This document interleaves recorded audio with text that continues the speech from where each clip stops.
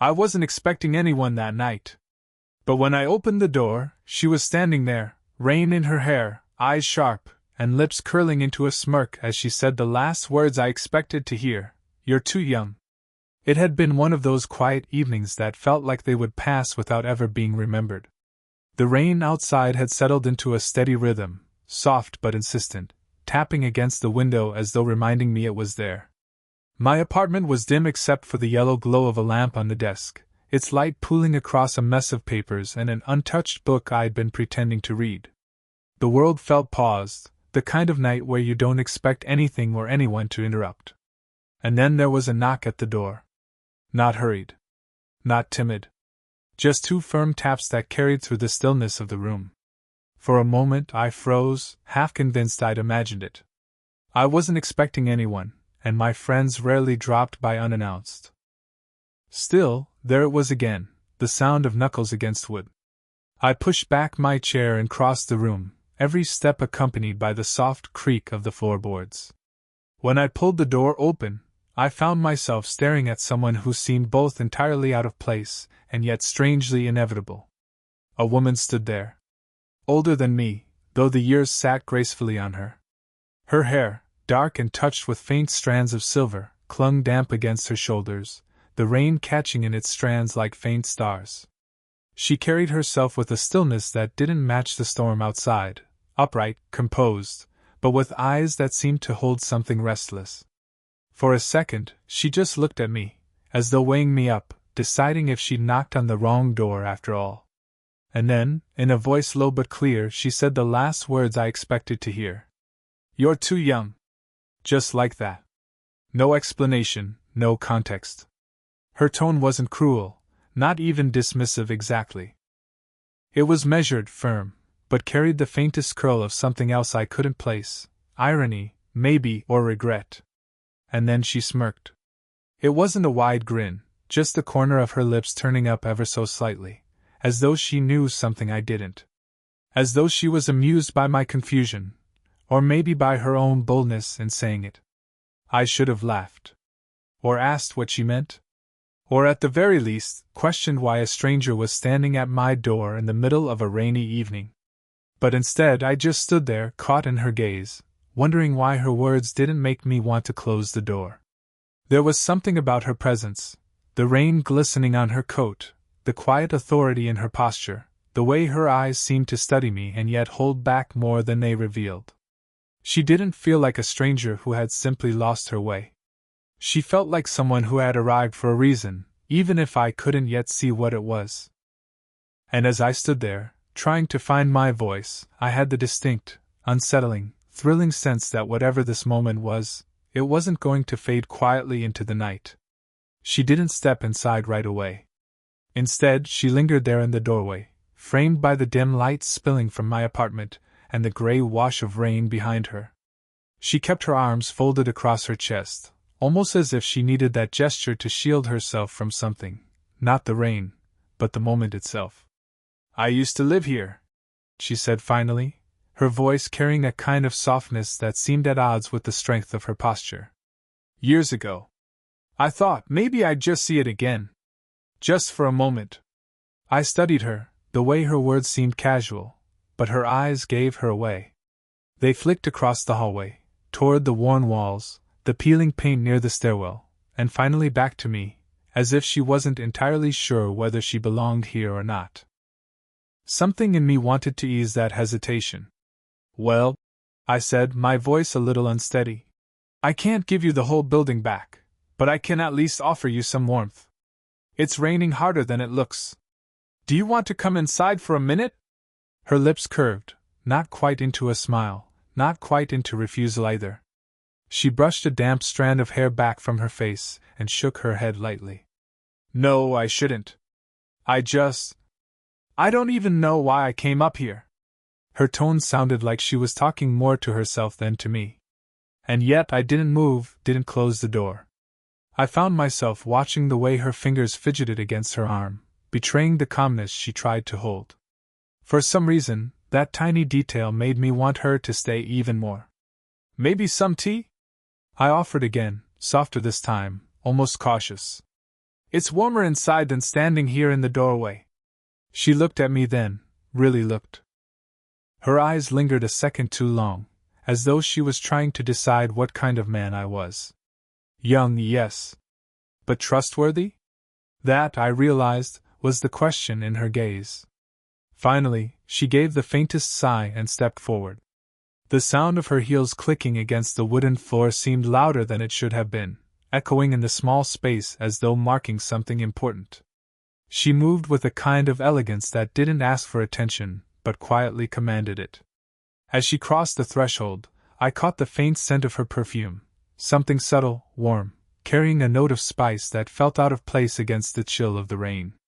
It wrapped around me for just a moment, leaving me unsettled in the best way. I closed the door behind her, the quiet thud sealing us into a space that suddenly felt smaller, more intimate than before. She glanced around, her eyes taking in the scattered books, the half-drunk mug of coffee, the worn couch that had seen better days. You still live like a student, she teased gently, one corner of her mouth lifting. I should have been embarrassed by the clutter, but instead I found myself smiling. Guilty, I admitted. Her smirk deepened, but there was a flicker in her expression, something softer, almost wistful. And though she didn't say anything more, I could feel it in the air between us. She wasn't here just by accident. Something had pulled her back, and now it had pulled her into my world too. The kitchen light was softer than I remembered, maybe because of the rain pressing against the windows, dulling everything outside into shadow. I set the kettle down, the hiss of water just beginning to heat filling the silence between us. She stood near the doorway at first, arms still crossed, as if uncertain how far into my space she wanted to step. When I gestured toward the table, she hesitated for a heartbeat, then moved forward with a slow grace, her coat brushing lightly against the chair as she pulled it out. The sound was small, but in that moment it felt loud, filling the quiet that had grown heavy between us. I slid 2 mugs across the table, steam curling upward, carrying the earthy scent of tea that mingled with the dampness of the rain. When I handed her one, her fingers brushed against mine, not by accident, but not deliberate either. Just a passing touch, skin against skin, brief but charged enough to make me notice the warmth of her hand long after she pulled it back. She cradled the mug carefully, both hands wrapped around it, the rising steam catching faintly against her face. I realized then that up close, she didn't just look elegant, she looked tired in a way that didn't come from the rain. Lines softened the edges of her eyes, but they didn't make her less beautiful. If anything, they added something deeper, something lived. You still live like a student, she said after glancing at the books stacked haphazardly near the window. There was humor in her tone, but also something else, a strange familiarity, as if she'd been here before in another lifetime. I gave a small, sheepish smile. Some habits are hard to break. Her smirk appeared again, brief but undeniable, the same one she'd given me at the door. But this time, there was less distance in it. For a while, we sat without speaking, letting the sounds outside take over, the rain pattering harder against the glass, a car passing faintly in the street below, the whistle of the kettle cooling on the stove. In that silence, I became aware of everything about her presence, the way she shifted in her chair, the way her fingers tapped lightly against the ceramic of the mug, the way her gaze sometimes lingered on me before she caught herself and looked away. I wanted to ask her why she'd really come back. People don't knock on old doors for no reason. But the words caught in my throat, because something in her posture told me she wasn't ready to give that answer yet. So instead I let the quiet stretch, and when our eyes met again, it held longer than it should have. There was a question in mine, maybe even a pull. And in hers, there was a flicker of hesitation, of wanting, of restraint. The distance between us wasn't measured in feet, but in years, in unspoken rules, in the weight of what neither of us dared to name. And yet, with the steam rising and the rain falling, it felt like the gap had grown just a little smaller. The tea had long since cooled, but neither of us moved to clear the mugs. The rain outside had grown heavier, drumming steadily against the windows, and in the flicker of that dim kitchen light, the air between us felt thick with words we hadn't yet spoken. She leaned back in her chair, her arms folding across her chest again, as though she needed that barrier to keep something at bay. Her eyes, sharp and steady, fixed on me with a quiet intensity. When she finally spoke, her voice carried a softness that didn't hide the weight beneath it. "This is foolish," she said, almost to herself. "I shouldn't even be here. You're too young."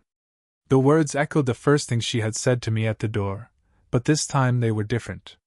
They weren't dismissive. They were heavy, almost fragile, as if naming the very thing that unsettled her. I sat forward slightly, my hands wrapped together on the table. "Maybe I am younger," I admitted, careful with each word. "But that doesn't mean I don't understand what's in front of me. Doesn't mean I don't see you." She let out a short breath, half a laugh, half an exhale of disbelief. Her fingers tapped against her arm before she looked away, her gaze drifting toward the rain-smeared window. "You don't know what it means to have lived through what I have," she said quietly. "The years, the choices, the mistakes. You don't carry them yet. And one day you will. But right now," her voice trailed, leaving the rest unsaid. There was no judgment in her tone, only the tiredness of someone who had walked farther down the road than I had. I felt the truth of it settle between us. She wasn't wrong. I hadn't lived her years, hadn't faced her regrets, hadn't endured the same storms. But something in me wanted to bridge that divide anyway. "I may not have your years," I said, my voice steadier now, "but I know how it feels to want someone. To see them and not look away. And right now, that's what I see. You." Her eyes flicked back to mine at that, a flash of conflict crossing her face. Vulnerability slipped through her composure, just for a moment, a softening in her gaze, a tightness in her lips as if she was holding back something she wasn't ready to admit. The storm outside deepened, thunder rolling low in the distance, vibrating faintly through the walls. It was almost as though the weather echoed the tension between us, unpredictable, uncontained, on the edge of breaking. She sat in silence for a moment longer, her expression unreadable. Then she shook her head slightly, as if trying to dispel the pull of the moment. "You're bold," she said at last, her voice tinged with something halfway between admiration and warning. I didn't deny it. I couldn't. Because beneath all the hesitation, all the rules and the weight of years between us, there was no denying the simple truth. I wanted her to stay. And I was starting to believe she wanted to, too. The storm outside pressed harder against the night, the kind of storm that seemed to soak into the walls. Then, without warning, the lights flickered once, twice, and vanished. The room sank into darkness. Only the sound of rain and distant thunder remained. For a moment neither of us moved.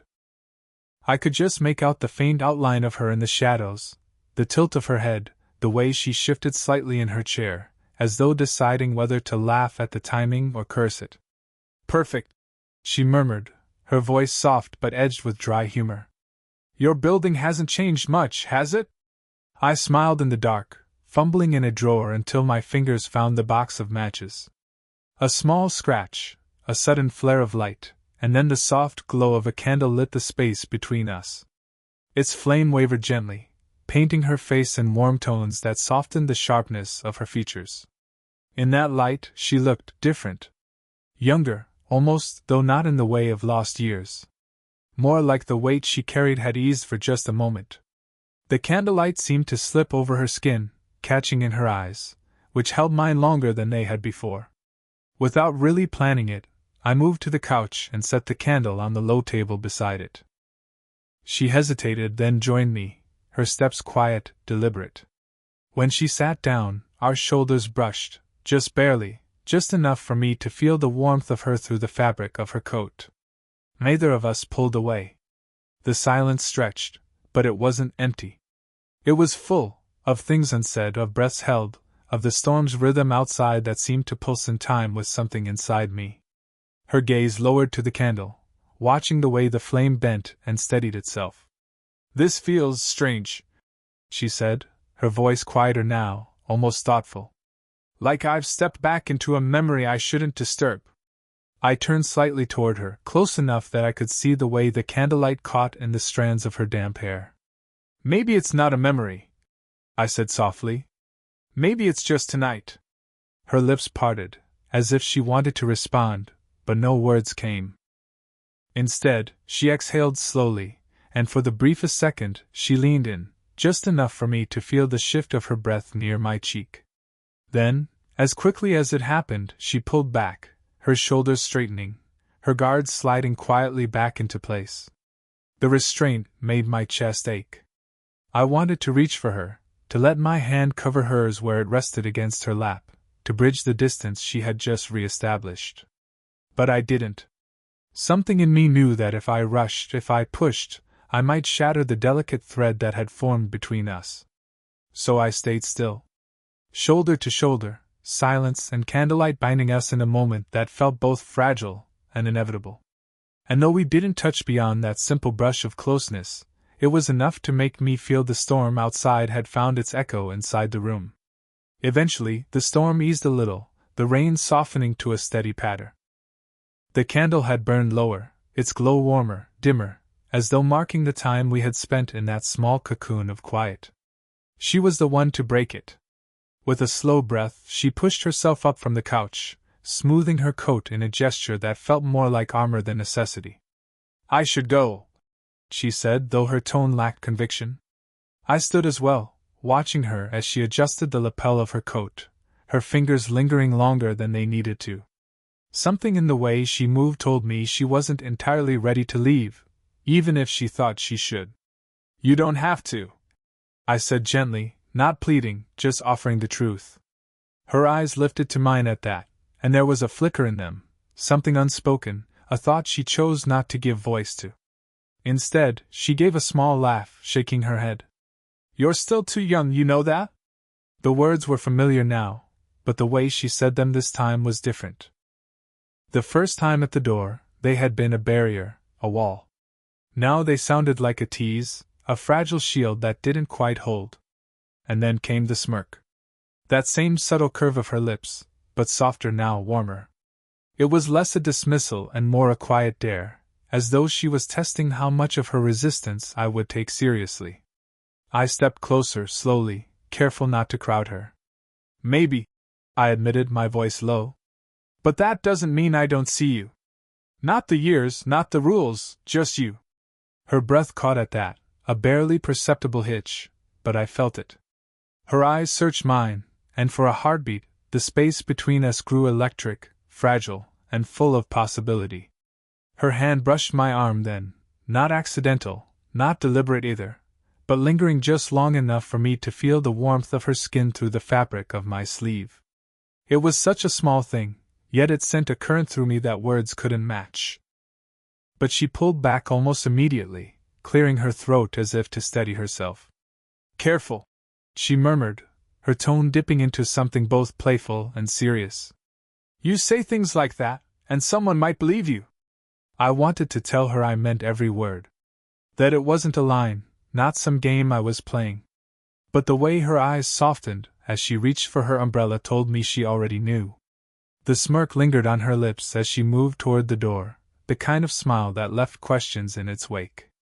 And though she was preparing to leave, I could feel it in the way her hand had hesitated on my arm, in the way her gaze had lingered longer than she intended. Something between us had shifted. Something that wouldn't simply disappear into the rain. We stood at the door again, just as we had at the beginning. Only now, the silence between us carried more weight. It wasn't the silence of strangers. It was the silence of two people who had said just enough to make walking away harder than it should be. I reached for the handle and pulled the door open. The night air swept in immediately, cool and damp, carrying the sharp scent of rain-soaked pavement. Beyond the doorway, the streetlights blurred against the drizzle, their glow stretching across the wet ground like watercolor. She lingered at the threshold, her umbrella still folded in her hand. For a moment she didn't move. Her gaze swept over me one last time, soft yet unreadable, as though she was memorizing the scene before stepping back into her own life. "You should get some sleep," she said gently, though her eyes contradicted the casual tone. They held something warmer, something she wasn't ready to name. I smiled faintly. "And you should stay out of the rain." Her lips curved at that, and then she did something that surprised me. She leaned in, closing the space between us until I could feel the faint warmth of her breath. Her cheek brushed against mine, a light, fleeting touch that carried more intimacy than any kiss could have in that moment. Her skin was cool from the night air, but the gesture itself was steady, deliberate. For a second, I forgot how to breathe. When she pulled back, I caught the scent of her, rain clinging to her coat, mixed with the subtle warmth of her perfume. It lingered in the space she left behind, imprinting itself on me as something I knew I wouldn't forget. Her smirk returned then, but this time it wasn't a wall, or a tease, or a test. It was softer, gentler, the kind of smile that said she had felt the same pull I had, even if she would never say it outright. "Careful," she whispered, her voice so low I almost missed it under the rain. "You might make me believe you." She opened the umbrella with a quiet snap, the fabric blooming above her head like a shield. Then, with one last look, long, steady, unguarded, she stepped out into the rain. I watched her walk down the steps, the click of her heels muted by the water on the concrete. The storm had calmed, but the night still shimmered with rain, and she seemed to dissolve into it with every step, her silhouette fading into the silver-gray blur of the street. And yet, even as she disappeared from view, the sense of her presence lingered. In the faint warmth still on my cheek. In the scent still hanging in the air. In the echo of her words that refused to let go. I closed the door slowly, leaning against it for a moment, listening to the rain. My chest was tight, my pulse uneven, but one thing was clear: this wasn't an ending. It was the beginning of something neither of us had expected, but both of us had felt.